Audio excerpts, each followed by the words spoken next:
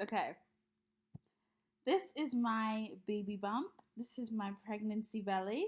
Um, the only reason I'm showing you guys this is because I'm such a generous person that I've decided to be vulnerable enough to share with you one of my great deepest desires, which is to be a mother and to really be pregnant and to um, have a family and to have a family with somebody that I truly deeply love, who truly deeply loves me and our children. And when I was a kid, I used to stuff my shirts with clothes and walk around with a baby bump and pretend like I was pregnant and I usually already had a child. That was my shoo shoo, baby shoo shoo, or my baby alive, but usually baby shoo shoo. Um, and I would walk around like this all day. Whenever I had time off, my free time, this is what I would be doing. And I didn't do it for a very long time after moving to the States, to the US, after my parents got divorced.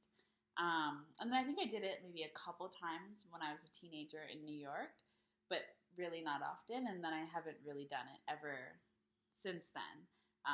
In my adulthood, I have never really done this, but I used to do it all the time. And I am in a place where I am really, really, really ready to experience um, the life of my dreams. I'm really ready to be there and to live that life and to work that life and be in that life. I'm ready. I know that. So I am sharing with you guys one of the things that I do to really ground myself in my dream and to not feel so ashamed of the idea of wanting this, especially because of my age and just where I'm at in life. Sometimes I can feel a little bit ridiculous or insecure about the idea of wanting a family so young, and wanting this life that feels so serious so soon. But I know that it's something that is very meaningful to me, and I've got this feeling like being a mother is a part of what will help me understand my greater path in this life. I don't think that I'm only meant to be a mother, but I know that I want to work to create a healing space for mothers. I know that that's something that's important to me, and I think more recently I've been getting into the idea of supporting how I can support mothers and how we can kind of begin to reframe our perspectives on mothers and the way that we look at mothers and treat mothers as a society. So I think that being a mother is a part of that. I think that I can't just, I can only say so much from the outside. As a daughter, I can say the things that I know that are important as a child, who has a mother, and as a sister who has a sister who has children and is a mother, and as a witness, as a woman, I can say these things, but I'm not a mother. And this is one of those experiences where the real life, experience, the real life work contributes significantly to the way that you can speak to something, to the depth that you can speak to something, and how much you can really contribute. And so I believe that having children is something that it goes beyond just a desire. It's also a part of a greater purpose that I have, to give back to the world. It's part of my healing work that I want to do while I'm here. And so I to me it makes sense that why I feel this urgency and this desire to have children so soon, even though I'm an adult. I'm a full grown adult, and I promise that I'm very mature and I am ready to have children, as ready as you can be. But still, I feel crazy sometimes, most times. I feel very immature, and so sometimes I just want it to be sprung on me, and to just like, oh my God, because otherwise I feel crazy for having chosen to become a mother so young because of the narratives around young mothers and everything right now.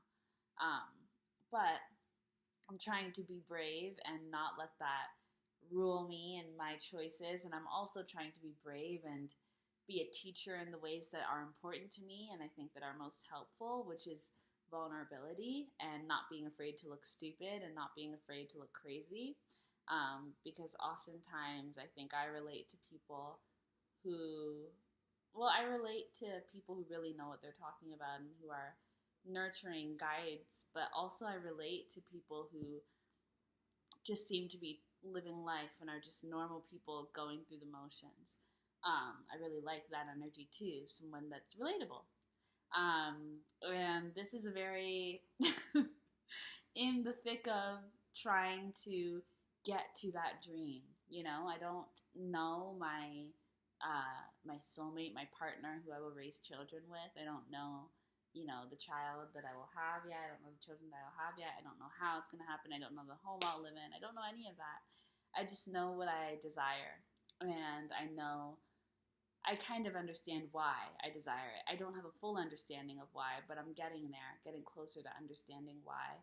I'm getting closer to understanding the meaning. And I know that sharing my experience and sharing things with the world is something that I value and something that I enjoy doing. And it helps me feel a little bit closer to God and helps me feel a little bit closer to, I think, a level of detachment with the things that hold us back in life, because it removes me from this feeling of